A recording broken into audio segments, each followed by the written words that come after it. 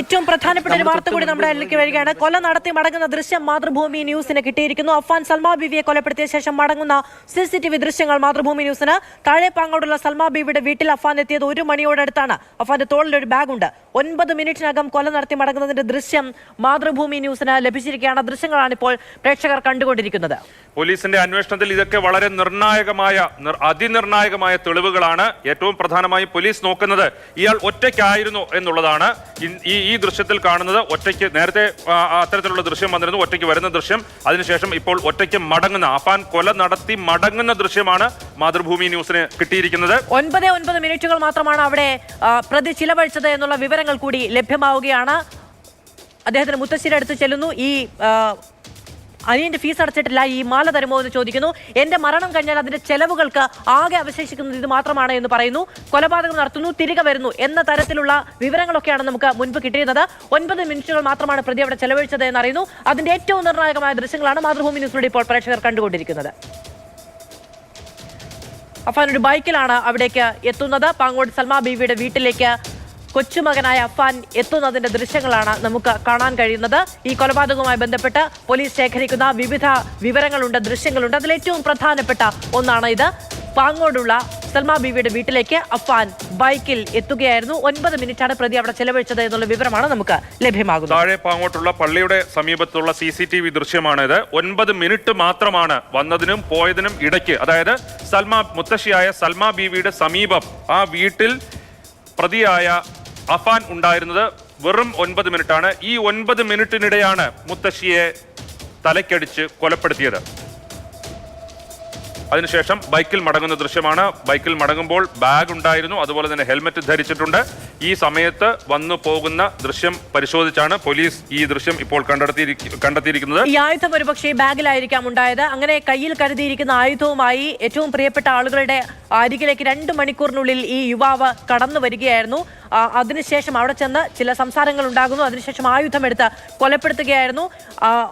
മുത്തശ്ശിയുടെ വീട്ടിലേക്ക് ഒരു ആയുധവുമായി കടന്നു ചെല്ലാൻ തീരുമാനിച്ചിട്ടുണ്ടെങ്കിൽ ഈ സ്വർണം ആവശ്യപ്പെടുക, കിട്ടിയില്ലെങ്കിൽ കൊലപ്പെടുത്തിയിട്ടാണെങ്കിലും അത് കൈക്കലാക്കുക എന്ന ഉദ്ദേശം ഒരുപക്ഷെ അഫാൻ ഉണ്ടായിരുന്നോ എന്നതടക്കമുള്ള കാര്യങ്ങളിലൊക്കെ പോലീസ് സ്ഥിരീകരണം നൽകേണ്ടതാണ്. എന്തായാലും ഒരു വെറിയോടുകൂടി കൊലപ്പെടുത്താനുള്ള തീരുമാനത്തോടു കൂടി തന്നെ കയ്യിൽ ആയുധവുമായിട്ടാണ് അഫാൻ അവിടെ എത്തിയത് എന്നുള്ളതാണ് പ്രാഥമികമായി നമുക്ക് ലഭിക്കുന്ന വിവരം.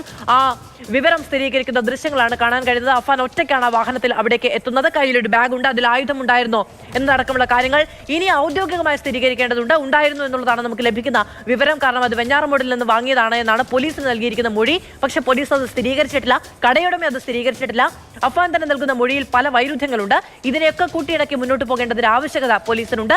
ഈ ദൃശ്യങ്ങൾ ഏറ്റവും പ്രധാനമാണ്. ഇപ്പോൾ മാതൃഭൂമി ന്യൂസിലൂടെ പ്രേക്ഷകർ ആദ്യം കാണുന്ന ഈ ദൃശ്യം അഫാൻ ഒരു കൊലപാതകം നടത്തുന്നതിന് തൊട്ടു മുൻപും കൊലപാതകം നടത്തിയതിനു ശേഷവുമുള്ള ദൃശ്യങ്ങളാണ്. അതിനിടയിൽ 9 മിനിറ്റാണുള്ളത്. ആ 9 മിനിറ്റിനുള്ളിലാണ് സൽമാ ബീവിയെ അഫാൻ കൊലപ്പെടുത്തുന്നത്. എന്തിനാണ് ഈ പിതൃ സഹോദരൻ ലത്തീഫിനെയും ലത്തീഫിന്റെ ഭാര്യ ഷാഹിദയെയും കൊലപ്പെടുത്തിയത് എന്നുള്ളത് വളരെ ദുരൂഹമായ ഒരു കാര്യമാണ്. ഇവർ തമ്മിൽ എന്ത് പ്രശ്നമാണ് ഉണ്ടായിരുന്നത്? ഈ അഫാന്റെ പിതാവിന്റെ മൂത്ത സഹോദരൻ ബദറുദ്ദീൻ നേരത്തെ പറഞ്ഞത് ഇവർ തമ്മിലൊരു പണമിടപാട് നടന്നിരുന്നു എന്നാണ്. അതായത് അഫാന്റെ കുടുംബത്തെ സഹായിക്കാൻ വേണ്ടി ലത്തീഫ് 1.5 ലക്ഷം രൂപ കുറച്ചു നാൾ മുൻപ് നൽകിയിരുന്നു. ഈ പണം തിരികെ ആവശ്യപ്പെട്ടിരുന്നു എന്നുള്ളത് അറിയില്ല. പക്ഷേ ഈ പെൺസുഹൃത്ത് ഫർസാനെ വിവാഹം കഴിക്കുന്നതുമായി ബന്ധപ്പെട്ട ചില പ്രശ്നങ്ങളുണ്ടായിരുന്നു. ഈ വിഷയം രമ്യതയിലാക്കാൻ പിതൃ സഹോദരൻ ലത്തീഫ് അഫാന്റെ വീട്ടിലെത്തിയിരുന്നു. പക്ഷേ ലത്തീഫിന്റെ ഭാഗത്തു നിന്ന് അനുകൂലമായ അല്ലെങ്കിൽ അഫാൻ പ്രതീക്ഷിച്ചതുപോലെയുള്ള ഒരു നിലപാട് ഉണ്ടായിട്ടുണ്ടാവില്ല. അങ്ങനെയെങ്കിൽ ലത്തീഫ് ഈ വിഷയത്തിൽ ഇടപെട്ടത് അഫാനെ പ്രകോപിതനാക്കിയിരിക്കണം എന്നുള്ളത്, അത് അത്തരത്തിലുള്ള ഒരു പ്രകോപനമോ അല്ലെങ്കിൽ ദേഷ്യമോ പ്രതികാരമോ ആയിരിക്കണം ലത്തീഫിനോടും ഭാര്യയോടും ഉണ്ടായത്. മുത്തശ്ശിയോടുണ്ടായത് നേരത്തെ ഈ സ്വർണം പണയം വെക്കാൻ വേണ്ടി ചോദിച്ചു, അത് കൊടുക്കാൻ കഴിയില്ല എന്ന് പറഞ്ഞു. അത്തരത്തിലുള്ള ദേഷ്യമായിരിക്കാം ഒരുപക്ഷെ മുത്തശ്ശിയോടുണ്ടായത്. മുത്തശ്ശിയെ കൊലപ്പെടുത്താൻ വന്നതിന് ശേഷം മടങ്ങിപ്പോകുന്ന ദൃശ്യങ്ങളാണ് ഇപ്പോൾ മാതൃഭൂമി ന്യൂസ് സ്ക്രീനിൽ കാണാൻ കഴിയുന്നത്. ഈ കൊലപാതക പരമ്പരയ്ക്ക് തുടക്കമിടുന്നത് ഈ താഴെപ്പാങ്ങോട് നിന്നാണ്. അവിടെ നിന്നുള്ള ദൃശ്യങ്ങളാണ് കാണുന്നത്. ആദ്യ ജീവൻ എടുക്കുന്നത് അവിടെ നിന്നാണ്. അതിനു മുൻപാണോ ഒരുപക്ഷെ അമ്മ ഷെമിയെ ആക്രമിച്ചത് എന്നുള്ള കാര്യത്തിൽ പോലീസിന് സംശയങ്ങളുണ്ട്. പക്ഷേ ആദ്യ ജീവൻ എടുക്കുന്നത് താഴെപ്പാങ്ങോടുള്ള സൽമാ ബീബിയുടെ വീട്ടിൽ. സൽമാ ബീബിയുടെയാണ് 95 വയസ്സുള്ള ഒരു വയോധികയാണ് കയ്യിൽ കരുതിയിരുന്ന ചുറ്റുക ഉപയോഗിച്ച് കൊച്ചുമകൻ ക്രൂരമായി കൊലപ്പെടുത്തുന്നത്. തലയ്ക്ക് പിന്നിൽ ഗുരുതരമായ പരിക്കേറ്റ് രക്തം വാർന്നു കിടക്കുന്ന ദൃശ്യങ്ങളാണ് അവിടെ നിന്ന് നമ്മൾ കണ്ടത്. അങ്ങനെ 95 വയസ്സുള്ള ഒരു സ്ത്രീ എന്ന് പറയുമ്പോൾ ഒന്ന് ചെറുക്കാൻ പോലും ത്രാണിയില്ലാത്ത ഒരു അല്പപ്രാണിയെ കൊലപ്പെടുത്തിയതിനു ശേഷം തിരികെ വരുന്ന ദൃശ്യങ്ങളാണ് നമുക്ക് കാണാൻ കഴിയുന്നത്. ബൈക്കിലെത്തിയതും തിരികെ പോകുന്നതും ഒറ്റയ്ക്കാണ്. കയ്യിലൊരു ബാഗ് കരുതിയിട്ടുണ്ടായിരുന്നു. നാടിനെ നടുക്കിയ, മനസാക്ഷിയുള്ള ഏതു മനുഷ്യനെയും ഭീതിയിലാഴ്ത്തുന്ന, പേടിപ്പിക്കുന്ന ആ കൊലപാതക പരമ്പരയ്ക്ക് തുടക്കമിടുന്നത് താഴെപ്പാങ്ങോട്ടുള്ള സൽമാ ബീവിയുടെ വീട്ടിൽ നിന്നാണ്. സൽമാ ബീവിയുടെ ജീവൻ എടുത്തുകൊണ്ടാണ്. ഏറ്റവും ക്രൂരമായി കൊലപ്പെടുത്തിയത് ലത്തീഫിനെയാണ്. അതായത് അഫാന്റെ പിതൃ സഹോദരനെയാണ്. പിതൃ സഹോദരന്റെ 20 തവണ തലക്കടിച്ചു. 20 മുറിവുകളാണ് ഉള്ളത് എന്നാണ് ഇപ്പോൾ കണ്ടെത്തിയിരിക്കുന്നത്. അതുപോലെ തന്നെ പോലീസിന്റെ സംശയം ഇയാൾ ഏതെങ്കിലും തരത്തിൽ ലഹരി മരുന്നിന് അടിമയായിരുന്നു എന്നുള്ളതാണ്. വെഞ്ഞാറമൂട് കൂട്ടക്കൊലക്കേസിൽ പ്രതി അഫാന്റെ ചികിത്സയ്ക്ക് മെഡിക്കൽ ബോർഡ് രൂപീകരിക്കാൻ തീരുമാനിച്ചിട്ടുണ്ട്. 1 മാസമായി മദ്യപിക്കാറുണ്ടായിരുന്നതായി പ്രതി ഡോക്ടർമാരോട് പറഞ്ഞിട്ടുണ്ട്. എന്നാൽ മറ്റു ലഹരികൾ ഉപയോഗിച്ചിട്ടില്ല എന്നാണ് പ്രതി ഇപ്പോൾ നൽകുന്ന മൊഴി. അഫാൻ നൽകുന്ന ഒരു മൊഴിയും വിശ്വസനീയമല്ല. അത് പണമിടപാട് സ്ഥാപനത്തിൽ പോയി പണം വാങ്ങിയത് സംബന്ധിച്ച്, അതുപോലെ തന്നെ ചുറ്റിക എവിടെ നിന്ന് വാങ്ങി എന്നുള്ളതിനെ കുറിച്ച്, ലഹരി മരുന്ന് ഉപയോഗിക്കാറുണ്ടോ എന്നുള്ളതിനെ കുറിച്ച്, മദ്യപിക്കാറുണ്ടായിരുന്നു, എന്താണ് ഇതിന്റെ കാരണം, എന്തിനിത് ചെയ്തു എന്നുള്ള കാര്യത്തിലൊന്നും അഫാൻ ഇപ്പോൾ നൽകുന്ന മൊഴി വിശ്വസനീയമല്ല. പ്രശാന്ത് കൃഷ്ണ വിവരങ്ങളുമായി നമ്മളോടൊപ്പം. പ്രശാന്ത്, രക്തം മരവിപ്പിക്കുന്ന കൊലപാതക പരമ്പരയാണ്. അതിന്റെ തുടക്കമിടുന്ന താഴെപ്പാങ്ങോട് എന്നുള്ള സ്ഥലത്തു നിന്നുള്ള അഫാന്റെ ദൃശ്യങ്ങളാണ് ആദ്യമായി മാതൃഭൂമി ന്യൂസിലൂടെ പ്രേക്ഷകർ കണ്ടത്. ഒരു കൊലപാതകം 9 മിനിറ്റിന്റെ ഇടവേളയിൽ നടപ്പിലാക്കി തിരികെ പോകുന്ന ദൃശ്യങ്ങളടക്കം നമുക്ക് കാണുന്നുണ്ട്. ഈ ദൃശ്യങ്ങളുടെ അടിസ്ഥാനത്തിൽ പറയാൻ കഴിയുന്ന വിവരങ്ങൾ? മാധു, ഈ ദൃശ്യം നമുക്ക് കിട്ടിയിരിക്കുന്ന ഈ ദൃശ്യം ഇപ്പോൾ പോലീസിന് മാത്രമാണ് ലഭിച്ചിട്ടുള്ളത്. അതായത് ഒരു പ്രൊഫഷണൽ കില്ലറെ പോലെ അഫാൻ തൻ്റെ അമ്മുമ്മയെ കൊലപ്പെടുത്തി എന്നത് തന്നെയാണ്. അതായത് പള്ളിക്ക് എതിർവശത്തുള്ള റോഡിലേക്ക് വന്ന് മുത്തശ്ശിയുടെ വീടിൻ്റെ മുന്നിലേക്ക് എത്തുന്നു.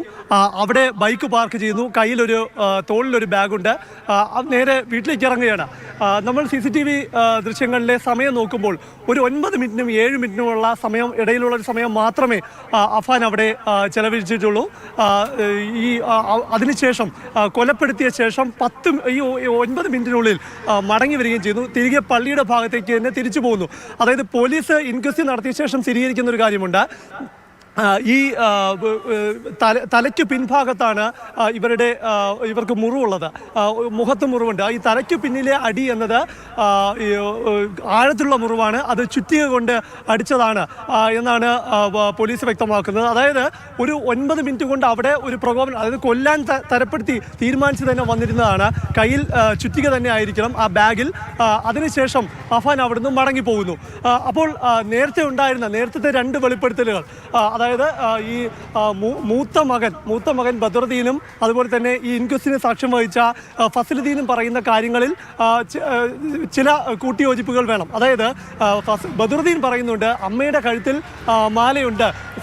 മാല ഉണ്ടായിരുന്നു. പക്ഷേ ഇൻക്വസ്റ്റ് നടത്തിയപ്പോൾ പോലീസും അതുപോലെ തന്നെ ദൃക്സാക്ഷിയും ഒരുപോലെ സ്ഥിരീകരിക്കുന്ന ഒരു കാര്യം, മാല ഉണ്ടായിരുന്നില്ല. അതായത് ഒന്നുകിൽ മാല ഈ ഉമ്മുമ്മ മാറ്റിവെച്ചു, മകന് കൊടുത്തില്ല, പേരക്കുട്ടിക്ക് കൊടുത്തില്ല, അല്ലെങ്കിൽ അത് ബലപ്രയോഗത്തിലൂടെ കൈക്കലാക്കി മടങ്ങുകയാണ് ചെയ്തത്. എന്തായാലും ഒരു ക്രൂരമായ കൊലപാതകം, അതും ഒരു പ്രൊഫഷണൽ കില്ലറെ പോലെ ചെറിയൊരു സമയം എടുത്തുകൊണ്ട് തന്നെ അത് അവിടെ നടപ്പാക്കി എന്നതാണ് അതിന്റെ ഏറ്റവും വലിയ തെളിവാണ്.